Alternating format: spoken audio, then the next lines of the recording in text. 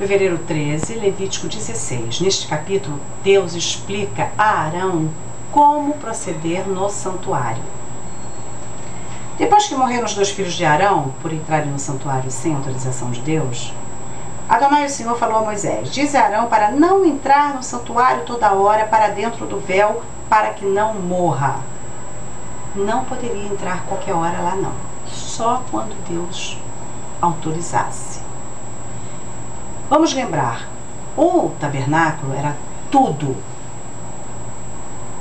Toda a construção, as madeiras, as cortinas. Do lado de fora, que era o átrio, tinha o altar de bronze, onde eram feitas as ofertas queimadas, se queimavam os animais. E a bacia de água, de bronze também, onde o sacerdote se lavava antes de entrar, para oficiar. E dentro do tabernáculo total tinha a tenda da reunião ou da congregação, onde Deus se reunia com os homens, ali naquela tenda. A tenda tinha 2 partes. A parte primeira era o santo. A parte mais para dentro era o santo dos santos ou o santíssimo, que eram separadas por uma cortina ou véu. Do lado de cá, no santo, havia a mesa de ouro da proposição, dos pães da proposição, em frente o candelabro com as lâmpadas que tinham que estar sempre acesas, e na direção da arca tinha o altar de incenso, também de ouro. Passava o véu, tinha um véu, vinha o Santíssimo, que era onde estava a Arca da Aliança, que continha as tábuas da lei, as tábuas do testemunho, que eram a testemunha, as tábuas eram a testemunha de que Deus realmente tinha falado com o povo. Embora aquelas tábuas houvessem sido escritas por Moisés, porque as primeiras escritas por Deus e feitas por Deus, Moisés quebrou quando viu o povo adorando o bezerro. E por cima da arca, que era toda de madeira revestida de ouro, havia uma placa de ouro com os 2 querubins que chamava propiciatório. Propiciatório era o local onde Deus se tornava propício aos homens. Perdoava os homens, se reconciliava com os homens. Por isso chamava propiciatório. Ali era o lugar mais santo. Então Deus está explicando, você não vai entrar ali de qualquer maneira, a qualquer dia. Só vai entrar um dia por ano. E vai ser dessa forma, ele vai explicar direitinho cada detalhe. Diz Arão que não entre no santuário toda hora, a qualquer tempo, para dentro do véu, para que não morra. Porque eu apareço na nuvem sobre o propiciatório que ficava sobre a arca. Então Deus estava lá, ele não podia entrar a qualquer hora, só autorizado por Deus. Ninguém pode entrar na presença de um rei, se não autorizado por ele. Ninguém, só maluco vai fazer isso. Bom, como é que ele tinha que fazer para entrar no santuário? Lá dentro, né? Depois do véu. Ele deveria levar um novilho para expiação do pecado e um carneiro para oferta queimada. O novilho era o boi, o bezerro, né? Depois ele tinha que se vestir todo de linho, puro, branco. Túnica, cinto, calções e mitra, que era o turbante com aquela placa de ouro escrito santidade para o Senhor. Como estas roupas são santas, ele deverá se banhar na água antes de vesti-las. Você não pode santificar sujo. Você tem que estar lavado. Depois nós vamos ser lavados, mas por outra, não por essa água, por uma outra coisa, né? Pelo sangue do cordeiro. Pela congregação, Arão vai pegar 2 bodes e um carneiro. Primeiro, Arão vai oferecer o novilho para expiação dos pecados dele e da família dele, da casa dele. Depois ele pegará os 2 bodes e lançará sorte sobre eles. Um bode será para o Senhor, oferta queimada, e o outro que for sorteado, a sorte. Até as flores precisam de sorte. Umas enfeitam a vida, outras enfeitam a morte. Os bodes foram sorteados. Um será morto, oferecido morto, apresentado morto. Outro continuará vivo, será oferecido vivo e irá para o deserto. Era o bode emissário, Azazel. Tomará também Arão um incensário do altar do incenso, cheio de brasas de fogo, para que a nuvem do incenso cubra o propiciatório que está sobre o testemunho, para que ele não morra. Ou seja, devia ser tudo escuro, mas Arão não podia entrar sem ter aquele incenso, porque o incenso fazia uma fumaça e nevoava tudo, e ele então não enxergaria o propiciatório, a presença de Deus, porque ninguém pode ver Deus e continuar vivo. Então, para que ele não morresse, tinha que ser feito dessa forma. Os filhos de Arão pegaram cada um o seu incensário. O incensário era aquela coisa que hoje a gente vê em algumas igrejas, especialmente ortodoxa, grega, que eles balançam com o incenso com a fumaça. Então você vê saindo aquela fumaça. Tinha que ser com aquilo para entrar lá dentro, para não enxergar o propiciatório. Não podia ver os querubins, tudo tinha que estar meio nublado. Se ele não fizesse desse jeito, Arão morria, como os filhos dele morreram, porque fizeram diferente de Deus mandou. Pegaram o incensário e tentaram entrar sem Deus falar. Arão pegará o sangue do novilho e com o dedo aspergirá 7 vezes sobre o propiciatório. Como ele era a pessoa mais importante, o sangue dele era aspergido diretamente no propiciatório. Os outros eram no altar, né? Ou no altar de bronze, lá fora, ou no altar do incenso. Mas ele, como sacerdote, o sangue dele era aspergido diretamente sobre o propiciatório. Olha que coisa. Depois imolará o bode da oferta pelo pecado, que será para o povo, e trará seu sangue também para dentro do véu, né? E fará com o seu sangue o que fez com o sangue do novilho, aspergir 7 vezes no propiciatório. 1, 2, 3, 4, 5, 6, 7. Também, assim, ele fará expiação pelo santuário por causa das impurezas dos filhos de Israel e das suas transgressões e pecados. Também pela tenda da reunião, que está com eles no meio das suas impurezas. Ou seja, também o tabernáculo e a tenda da reunião teriam que ser expiados os pecados. Por quê? Porque estava no meio do povo. O povo, o ser humano, é impuro, é cheio de sujeira. Então tinha que, pelo menos uma vez por ano, limpar, purificar o santuário que estava no meio do povo. O tabernáculo representava a presença de Deus, ele ficava no centro do arraial. E ali a presença de Deus estava no meio das impurezas. Por que foi que o Messias nasceu num estábulo? Porque ele era como Deus, ele era Emanuel, como Deus nesse momento, no tabernáculo. Como Deus estava no tabernáculo, no meio do arraial, no meio da impureza do povo, quando Deus veio como Messias, ungido, estar no meio do povo, Emanuel, Deus conosco, Deus no meio de nós, ele veio num local cheio de impurezas. Era bem simbólico. Era bem simbólico. Era para as pessoas entenderem que Deus estava descendo ao nível do ser humano para elevá-lo ao seu nível. Deus desceu e nasceu como uma criança pobre no local imundo, um local cheio de xixi, de cocô, de cavalo, de boi, um local fedorento. O estábulo é um local fedorento, fedido. E foi nesse local que Deus escolheu para nascer. Tudo isso tem um simbolismo. Por quê? Porque ele sempre estava no meio do povo, tabernaculando.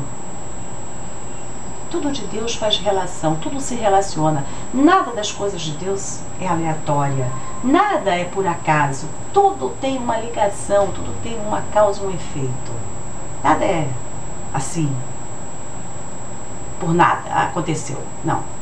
Temos que estudar, observar o que Deus está falando com isso. Por que foi que o Messias nasceu num estábulo? Tinha que ter uma explicação. Ele estava simplesmente imitando o que aconteceu no deserto quando Deus libertou o povo da escravidão do Egito. Agora, Deus nos libertaria da escravidão a Satã, da escravidão a um pensamento equivocado, errado, contrário ao pensamento de Deus. Essa é a escravidão pior que a física. Nós vamos falar disso mais para frente. Então, o bode, um seria ofertado, vivo, morto, e outro vivo, que seria o bode emissário, Azazel, que iria levar os pecados para o deserto. A gente, quando a gente pensa essas coisas todas, que Deus, a preocupação de Deus com os detalhes, a gente vê como Ele nos ama. Ele procura transmitir o seu amor de diversas maneiras, mas nós nós não temos a sensibilidade de entender. Muitas vezes, até com os nossos semelhantes, nós somos objeto de amor, nós somos sujeitos de amor, as pessoas nos amam, nossos parentes, nossos seres queridos, mas nós não conseguimos observar porque cada pessoa tem uma forma de amar diferente. Cada pessoa demonstra o seu amor de uma forma diferente. Uns são assim efusivos, gostam de ficar falando eu te amo toda hora. Outros não. As mulheres são mais assim. As mulheres gostam de falar, os homens não. Os homens não gostam de ficar falando toda hora eu te amo. Eles falam com as atitudes deles. A mulher precisa compreender isso. O homem não é pela natureza dele, o homem, não é de ficar toda hora falando eu te amo, eu te amo, eu te amo. Isso não é do ser humano, o homem. Isso é mais do lado da mulher, que é mais emotivo. O homem é mais racional. Então ele mostra o seu amor com atitudes. Da mesma forma Deus. Deus não precisa ficar toda hora dizendo pra gente eu te amo, eu te amo, eu te amo. Embora ele diga. Só que nós não temos sensibilidade para perceber. Ele diz um dia lindo com o sol, ele está dizendo eu te amo. Quando a terra está seca, ele manda chuva, ele está dizendo eu te amo. Quando você está com fome e você come, ele te dá comida, porque ninguém come sem que Deus dê a comida, ele está dizendo eu te amo. Quando você vai para sua casa dormir numa caminha gostosa, com a coberta gostosa, você está dizendo, Deus está dizendo para você, eu te amo. Eu estou te dando esse conforto. Você vai tomar um banho quentinho, um chuveirinho quente, uma banheira quente. Deus está dizendo eu te amo. Quando você olha um céu lindo, cheio de estrelas, uma lua maravilhosa, Deus está dizendo eu te amo. A todo momento Deus nos diz eu te amo. Só que nós não temos sensibilidade para perceber. Aqui ele está dizendo, é isso tudo, é porque eu amo vocês. O meu tabernáculo, não vou chorar, está no meio das imundícies. Deus não tinha necessidade nenhuma de fazer isso. Se não fosse por amor, qual a necessidade de Deus de morar no meio da imundície, ficar ali no meio do povo? Se não fosse por amor, por um grande amor dele pelo ser humano. Jesus era, conforme está escrito, Isaías 7:14, Emanuel, o Deus no meio de nós, Deus conosco, Deus no meio dessa sujeirada toda aqui do ser humano. Ele vem tabernacular, viver, morar no meio de nós. Deus no meio da sujeira, Deus no meio do ser humano. Se não fosse por amor, por que seria? O limpo no meio do imundo, o puro no meio dos impuros.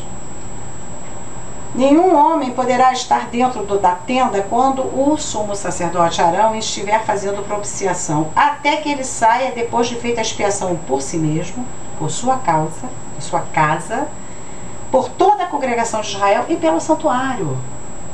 Então pegará do sangue do novilho e do bode e o porá sobre os chifres do altar do incenso. Aí já era no altar do incenso, que ficava no santo. Aspergirá o sangue 7 vezes sobre o altar e o purificará e o santificará das impurezas humanas, dos homens. Terminado esse ritual, Arão pegará o bode vivo, o Azazel, que era o bode emissário, colocará ambas as mãos sobre a cabeça do bode vivo e sobre ele confessará todas as transgressões e pecados dos filhos de Israel. A confissão entra aí. É como se eles fossem colocados na cabeça do bode. Ele falou, olha, fizemos isso, fizemos aquilo, erramos nisso, erramos naquilo, papapá, papapá. Botava ali. Depois envia o bode ao deserto pela mão de um homem à disposição só para isso. Haveria uma pessoa, um homem, só para pegar aquele bode com os pecados do povo, que o sacerdote confessou com as mãos, e mandar o bode lá para o deserto, para bem longe. Depois Arão voltará à tenda da reunião, despirá suas vestes e as deixará lá. Banhará seu corpo em água no lugar santo e porá suas vestes normais. Tornará a sair e oferecerá a oferta queimada, tanto a sua quanto a do povo, e deixará queimar no altar a gordura da oferta pelo pecado. E no caso já era lá fora, no altar de bronze, altar da oferta queimada. O encarregado de levar o bode a Azazel deverá lavar suas roupas e tomar banho para depois então entrar no arraial. Ele levava o bode com os pecados, mas ele tinha que se banhar antes, limpar, se purificar daquela contaminação antes de entrar no arraial. Porque senão não tem sentido. Purifica e depois ele entra trazendo tudo de volta. No 7º mês, que era o Tisri, né? Entre setembro e outubro, que nós comemoramos hoje, aos 10 dias afligireis a vossa alma, fareis jejum. E nenhuma obra fareis, é Shabat. Que pode cair a qualquer dia, dependendo do ano, porque o calendário judaico é lunar, cada ano muda. No 10º dia do 7º mês é o Shabat de Yom Kippur. Naquele dia se fará expiação por vós, para purificar-vos, e sereis purificados de todos os vossos pecados perante Adonai. Será para vós um Shabat, um sábado, de repouso absoluto, e afligireis a vossa alma. Afligir significa fazer jejum. É lei para sempre. O sacerdote que receber a unção e suceder a seu pai, no exercício do sacerdócio, realizará a expiação. Era o sacerdócio arônico. O sacerdócio arônico, dos descendentes de Arão. Ele se vestirá com as vestes sagradas de linho e fará expiação pelo santuário todo, pelo tabernáculo, pela tenda, pelo altar, pelo próprio sacerdote e por todo o povo. É o dia de Yom Kippur.